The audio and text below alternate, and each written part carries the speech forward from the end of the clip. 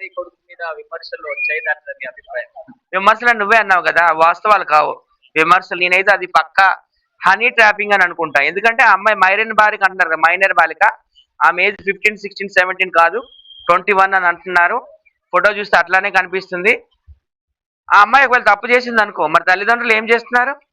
మన ఇంటికి ఎందుకు ఈ అబ్బాయి వచ్చాడు, ఈ అబ్బాయికి నువ్వు ఎందుకు గోరుముద్దలు తినిపిస్తున్నావు, ఈ అబ్బాయితో నువ్వు ఎందుకు సెల్ఫీలు దిగుతున్నావు, ఈ అబ్బాయితో నువ్వు ఎందుకు ఫామ్ హౌస్కి వెళ్తున్నావు అని వాళ్ళు ఖండించాలి కదా. తల్లిదండ్రులు ఎందుకు ఖండించలేదు? తర్వాత ఆ అబ్బాయిని తల్లిదండ్రులే ప్రత్యేకించి దేవస్థానాలకు తీసుకెళ్లారు. శ్రీశైలం కావచ్చు, అరుణాచలం కావచ్చు, తిరుపతి కావచ్చు, విజయవాడ కావచ్చు. ఎందుకు తీసుకెళ్లారు? ఆ అబ్బాయికి వీళ్ళకి ఏం సంబంధం? ఖచ్చితంగా ఆయన కేంద్ర మంత్రి కొడుకని వీళ్ళు ట్రాపింగ్ చేశారని నేనైతే అనుకుంటున్నాను. బండి సంజయ్తో ఢీకొని లేక వాళ్ళ కొడుకుని లాగారని నేనైతే అనుకుంటున్నాను. ఎప్పుడైనా నిజం నిప్పు లాంటిది, ఎప్పుడైనా కానీ కడిగిన ముచ్చిలా బండి సంజయ్ ఫ్యామిలీ బయటకు వస్తా నేను అనుకుంటున్నాను. పాపం వాళ్ళ పోస్టులు అంటిస్తున్నారు వాల్స్ మీద. మెట్రో ట్రైన్లు ఎక్కువ, అసలు మెట్రో ట్రైన్లకి ఎవరు పర్మిషన్ ఇచ్చారండి? బండి సంజయ్ ఫోటో, వాళ్ళ కొడుకు ఫోటో పట్టుకుని ఎక్కడానికి ఎవరు ఇచ్చారు అసలు? వాళ్ళకు కూడా పిల్లలు ఉన్నారు కదా, కూతురు ఉన్నారు కదా, కొడుకులు ఉన్నారు కదా, వాళ్ళు కూడా ఏదో ఒక రోజు బయటకు వస్తారు. ఇదే నా శాపం. వాళ్ళ పిల్లలు కూడా రోడ్డు ఎక్కుతారు. ఇదే నా శాపం. ఎందుకంటే పాపం కవిత గారు కూడా చాలా కరెక్ట్ గా మాట్లాడారు. కేసీఆర్ కూతురు తప్పది. పిల్లలు మనం రోడ్డు మీద లాగకూడదు, వాళ్ళ భవిష్యత్తు మనం పాడు చేయకూడదు. ఏమైనా రాజకీయాలు ఉంటే మనం చూసుకోవాలి. ఆ అబ్బాయి రాజకీయాల్లో కూడా లేడు, చిన్న పిల్లడు అని అన్నారు. వాళ్ళ పిల్లలు కూడా రోడ్డు మీద పడాలి. ఇదే నేను పెడుతున్నా శాపం. రాసి పెట్టుకోండి మీరంతా. చాలా మంది ప్రీవియస్ గా వచ్చిన వీడియోస్ మీద ట్రోల్ చేస్తున్నారు ఆయన పిల్లల్ని కొట్టడం. అవును, కాలేజీలో ఒక అబ్బాయి తప్పు చేశాడు.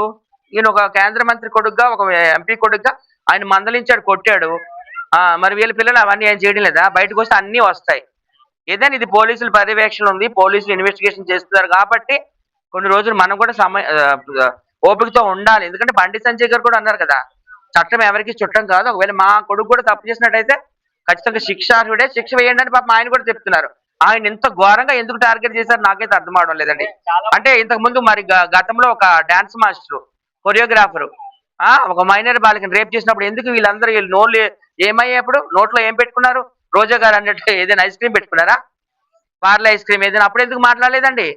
వాళ్ళు ముస్లిం డాన్సరేనా? ఆయనకి సపోర్ట్ చేశారా? ఇది హిందూ దేశమా, ముస్లిం దేశమా? ఈయన హిందూ అనా? హిందూ వ్యతిరేక శక్తులన్నీ కూడా ఈయన మీద వీడియోలు చేస్తున్నారు. అసలు పోలీసులకు విలువ ఇచ్చినట్ట, వీళ్ళు కోర్టులకు విలువలు ఇచ్చినట్ట అని నేను అడుగుతున్నాను. ఇన్వెస్టిగేషన్ అవ్వలేదు, ఏం అవ్వలేదు. ఒక ఆరోపణ అనమాట. ఆరోపణ వస్తే అది ఇంక వీళ్ళే జడ్జిమెంట్ ఇచ్చేస్తున్నారు. అడ్రస్ లేని వాళ్ళందరూ కూడా వీడియోలు పెట్టేస్తున్నారు, ఏబిసిడీలు రాని వాళ్ళందరూ. చాలా బాధగా ఉంది నాకైతే మాత్రం. బండి సంజయ్ని టార్గెట్ చేసినట్టుగా ప్రపంచ చరిత్రలో ఏ రాజకీయ నాయకుని కూడా టార్గెట్ చేయలేదు. నిజం ఎప్పుడైనా నిప్పు లాంటిది. వాళ్ళ పిల్లలు కూడా రోడ్డు మీదకి పడాలి. ఇదే నేను పెడుతున్న శాపం. బండి సంజయ్ గారు ఆ సభ పెట్టిన తర్వాత అన్నారు కదా, నా కొడుకైనా విడిచిపెట్టదని అన్నారు. చాలా మంది ఏమంటున్నారంటే సభలో కాబట్టి అలా మాట్లాడారు, ఒకవేళ కొడుకు మీదకి నిజంగానే వస్తే ఆయన పోనివ్వరు, ఒప్పుకోరు అని చెప్పేసి అంటున్నారు. సభలో ఎందుకు మాట్లాడారంటే అదంతా ఒక ప్లాను, స్కెచ్ అది. ఇదంతా ఎప్పుడు జరిగింది? ఇన్సిడెంట్ అంతా డిసెంబర్ 2025లో జరిగింది. ఇప్పుడు 6 నెలలు అయింది. 6 నెలలు వీళ్ళందరూ ఏం చేస్తున్నారు? ఈ వీడియోలు పెట్టిన వాళ్ళందరూ గుడ్డు గుర్రాలకు పళ్ళు తోముతున్నారా, లేకపోతే గాడిదలు గొద్దు కడుగుతున్నారా? సారీ, బ్యాడ్ వర్డ్ యూజ్ చేసినందుకు. ఇది స్కెచ్. మోడీ గారు ఏంటంటే ముఖ్యమంత్రి అయ్యి ఇప్పుడు మోడీ గారు 3వ సారి ప్రధానమంత్రి అయ్యారు. ప్రధానమంత్రి అయ్యి కూడా ఇది 3వ సంవత్సరంలో అడుగు పెట్టారు కదా, ఫస్ట్ టైం ఆయన హైదరాబాద్ రావడం.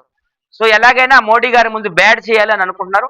ఎప్పటికైనా కానీ మోడీ గారు కానీ ప్రీశిష్యుడుగానే ఉంటాడు. ఆయన తెలంగాణ కాబోయే ముఖ్యమంత్రి అని కూడా అనుకుంటున్నాను. ఆయన నిజాయితీ పరుడు. ఆయనకి అందరూ కూడా దయచేసి సపోర్ట్ చేయండి. ఆయన కొడుకు కూడా సపోర్ట్ చేయమని అనడం లేదు. ఆయన తప్పుంటే నా కొడుకు నేను లోపల వేయండి అంటున్నాడు.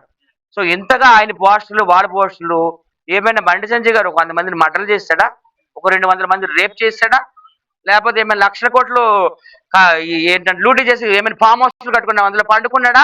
ఏం చేశాడని ఆయన ఇంతగా హింసిస్తున్నారు. మీకు పిల్లలు ఉన్నారు కదా, పిల్లలు తప్పు చేస్తే ఏ పిల్లలని తప్పు చేస్తారు? ఎవరున్నారు అంత ఆకాశం దిగు? వీళ్ళ పిల్లలు ఏమైనా ఆకాశం దిగొచ్చారా? ఎందుకంటే ఇప్పుడు బీజేపీ బలపడుతుంది. దేశవ్యాప్తంగా 30 రాష్ట్రాలు ఉంటే ఆల్మోస్ట్ ఆల్ బీజేపీ ముఖ్యమంత్రులే 17-18 మంది ఉన్నారు. అస్సాం, వెస్ట్ బెంగాల్, బీహార్ ఎక్కడ చూసినా వీళ్ళే, త్రిపుర కానించి. ఎలాగైనా బీజేపీని బలపడకుండా చెయ్యాలి, వీక్ చేయాలి అనే ఒక ప్లాన్ లో ఎప్పటి నుంచో పాపం బండి సంజయ్ గారి మీద టార్గెట్. ఆయన ఏంటంటే కింది స్థాయి నుండి పై స్థాయికి వచ్చిన వ్యక్తి. ఆయన కార్పొరేటర్ నుంచి ఈరోజు కేంద్ర మంత్రి అయిన వ్యక్తి. సో ఆయన టార్గెట్ చేస్తారు. చాలా దుర్మార్గం అండి. ఇప్పుడు బండి సంజయ్ గారిని వీళ్ళు ఇబ్బంది పెట్టాడు కాదు, ఒక ఫాదర్ ని ఇబ్బంది పెట్టినట్టు, ఒక తండ్రిని ఇబ్బంది పెట్టినట్టు. ఓకే, బండి సంజయ్ గారు దొరకట్లేదని చెప్పేసి భగీరథని లాగారంటారా ఇందులోకి? అదే అదే అయి ఉంటది. ఇప్పుడు పిల్లలు అంటే కొంచెం ఎంజాయ్ చేస్తారు కదండి, ఫామ్ హౌస్ కి వెళ్తారు, డ్రింక్ తాగుతారు, ఎవరున్నారు సిగరెట్ తాగుతారు. వాటికి నేను సపోర్ట్ చేయడం లేదు, అవన్నీ చేసాడని నేను ఒప్పుకుంటున్నాను. అవన్నీ కూడా వీళ్ళు ఇప్పుడు బయటికి లాగారు. మరి వాళ్ళ పిల్లలు చేయలేదా? వాళ్ళ పిల్లలు డబల్ చేసుకుంటారు. దేవుడు అనేవాడు ఉన్నాడు, వాళ్ళ పిల్లలు కూడా ఏదో ఒక రోజు రోడ్డు మీదకి వస్తారు. ఇది నా శాపం. బాగా మాట్లాడారు. వెల్కమ్.